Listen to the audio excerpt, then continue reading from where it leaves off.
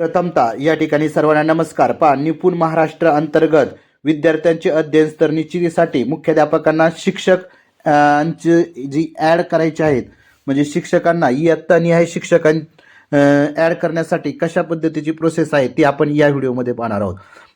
प्रथमतः आपल्याला प्ले स्टोअरला जाऊन निपुण महाराष्ट्र हे जे ॲप आहे ते ॲप डाउनलोड करून घेणं आवश्यक आहे. आता आपण या ठिकाणी अशा पद्धतीने हे निपुण महाराष्ट्र ॲप आहे ते डाउनलोड करून घेणार आहोत. म्हणजेच या ठिकाणी या ॲपमध्ये आपल्याला शिक्षक ॲड करून ते शिक्षक काय करणार आहेत, विद्यार्थ्यांची जी अध्ययन स्तराची चाचणी आहे ती चाचणी त्या ठिकाणी कंप्लीट करणार आहेत. म्हणजे हे ऑनलाईन पद्धतीने होणार आहे. आता हे निपुण महाराष्ट्र ॲप डाउनलोड होत आहे. 75%, 92%, 100% डाउनलोड झालं. आता हे इन्स्टॉल होईल. इन्स्टॉल झाल्यानंतर आपल्याला ओपन करायचं आहे. ओपन केल्यानंतर अशा पद्धतीचं जे सर्व आहे स्कॅनिंग त्या ठिकाणी पूर्ण होईल आणि स्कॅनिंग पूर्ण झाल्यानंतर आपल्याला ते ॲप ओपन करायचं आहे. ओपन करायचं, पुढे जा, पुढे या बटनावर क्लिक करा. त्यानंतर परत एकदा पुढे या बटनावरती क्लिक करायचं आहे आणि यानंतर प्रोफाईल निवडा. याच्यामध्ये मुख्याध्यापक निवडायचं आणि मुख्याध्यापकाचा मोबाईल क्रमांक त्या ठिकाणी आपल्याला काय करायचं आहे, टाकायचा आहे. मोबाईल क्रमांक टाकल्यानंतर आपल्याला OTP पाठवा. या चेकबॉक्सला क्लिक करून OTP पाठवावर क्लिक करा. OTP हा मोबाईल नंबर आपण जो टाकला आहे मुख्याध्यापकाचा, त्या मुख्याध्यापकाच्या मोबाईल नंबरला OTP जाणार आहे. OTP आपण काय करायचं आहे, मॅसेजमध्ये जायचं आणि तो OTP त्या ठिकाणी आपण पाहायचा आहे आणि तो OTP त्या ठिकाणी फिल करायचा आहे. व्यवस्थित OTP पाहून त्या ठिकाणी तो OTP टाका आणि OTP तपासा. याच्यावरती काय करायचं आहे, आपल्याला क्लिक करायचं आहे. क्लिक केल्यानंतर अशा पद्धतीचा इंटरफेस ओपन होईल. त्यानंतर या ठिकाणी शाळेची माहिती असेल, माझ्या शाळेतील शिक्षक, वर्गनिहाय शिक्षक. आता या ठिकाणी शाळेची माहिती, याच्यावरती तुमच्या शाळेची माहिती, UDIS क्रमांक किंवा मुख्याध्यापकाचा फोन नंबरवरून वर्गनिहाय शिक्षक नोंदणी, त्याचबरोबर शिक्षकाची माहिती. या ठिकाणी शिक्षकांची यादी अपडेट करा. म्हणजे त्या ठिकाणी तुमच्या संपूर्ण शाळेतील जे शिक्षक आहेत त्यांची यादी अपडेट होणार आहे. नवीन शिक्षक नोंदणी करायची असेल तर याच्यावरती जाऊन तुम्ही शालार्थ आणि सेवार्थ ID टाकून त्या ठिकाणी नवीन शिक्षकाची नोंदणी करू शकता. त्याचबरोबर आपल्याला आता काय करायचंय, तर म्हणजे शिक्षकांना त्या ठिकाणी आपल्याला ॲड करायचं आहे. त्यानंतर म्हणजे वर्गनिहाय शिक्षक नोंदणी करा याच्यावरती क्लिक करायचं आहे. याच्यानंतर 6U फॉर्म नमुना त्या ठिकाणी आपल्याला महत्त्वाचा आहे, तो आपल्याला अपलोड करायचा आहे. 6U जो फॉर्म आहे तो अशा पद्धतीचा त्या ठिकाणी वरच्या टॅबला क्लिक केल्यानंतर अशा पद्धतीचा हा फॉर्म आहे, तो आपल्याला व्यवस्थित भरायचा आहे. भरलेला 6U आदेश अपलोड करा. या ठिकाणी तो फोटो निवडा किंवा फोटो काढा. या त्या ठिकाणी आपण डायरेक्ट फोटो देखील काढू शकतो. या ठिकाणी फोटो निवडावरती क्लिक केलंय मी, कारण की माझ्या मोबाईलच्या गॅलरीमध्ये तो फोटो त्या ठिकाणी सेव्ह केलेला आहे. आता या ठिकाणी हा फोटो आहे, तो फोटो आपल्याला त्याच्यावरती क्लिक केल्यानंतर त्या ठिकाणी काय करा, जतन करा याच्यावरती क्लिक करायचं आहे. जतन करा याच्यावरती क्लिक केल्यानंतर हे जो फॉर्म आहे किंवा आदेश आहे, अपलोड 6U आदेश, हा या ठिकाणी जतन होणार आहे आणि जतन झाल्यानंतर आपल्याला मॅसेज देखील येणार आहे. तुम्हाला या ठिकाणी दिसेल की अपलोड सक्सेसफुली, हा मॅसेज जेव्हा येईल त्यावेळेस हा जो 6U अपलोड सक्सेसफुली अशा पद्धतीचा मॅसेज आल्यानंतर आपल्याला आता खाली त्या ठिकाणी तुमचे माध्यम निवडायचं आहे. मराठी असेल तर काहीच अडचण नाही.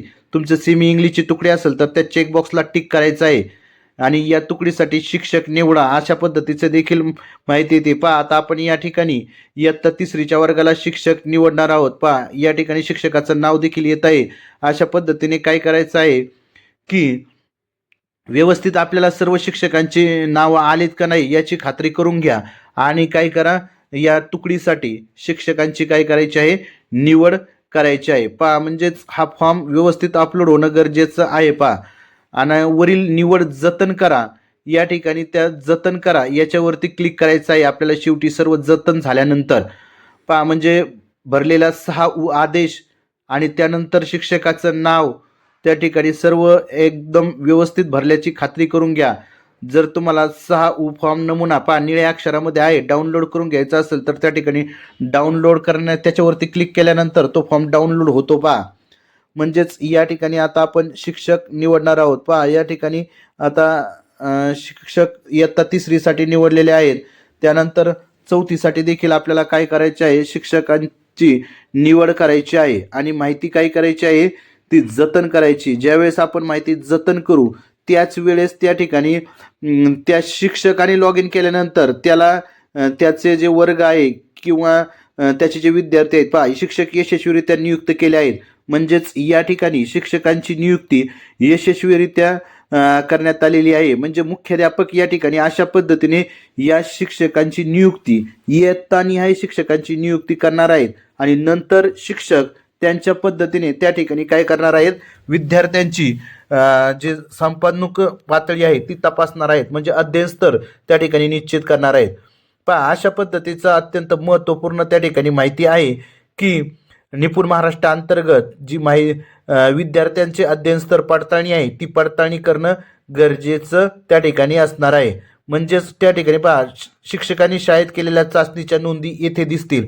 म्हणजे मुख्याध्यापक त्या ठिकाणी ज्यावेळेस जे शिक्षक आहेत ते नोंदी करतील त्यावेळेस त्यांचं जे चाचणीची नोंदी आहे त्या नोंदी त्यांना मुख्याध्यापकांना पाहायला मिळतील. पहा म्हणजे त्या ठिकाणी अत्यंत महत्त्वपूर्ण त्या ठिकाणी हे पोर्टल आहे की क्लास वाईज क्लास पहिली दुसरी तिसरीचं जे विश्लेषण आहे ते विश्लेषण मुख्याध्यापकाला पाहता येणार आहे.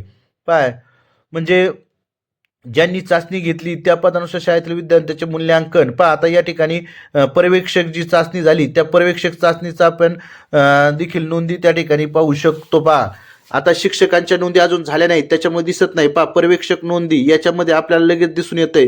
आता हा जो विद्यार्थी आहे त्याच्या नोंदी आपल्याला लगेच लक्षात येतात. म्हणजे वाचनामध्ये 13व्या स्तरावरती हा जो विद्यार्थी आहे तो विद्यार्थी त्या ठिकाणी दिसून येत आहे. म्हणजेच त्या ठिकाणी ज्या पर्यवेक्षक नोंदी यापूर्वी झालेल्या आहेत त्या सर्व नोंदी तुम्ही याच्यावरती पाहू शकता.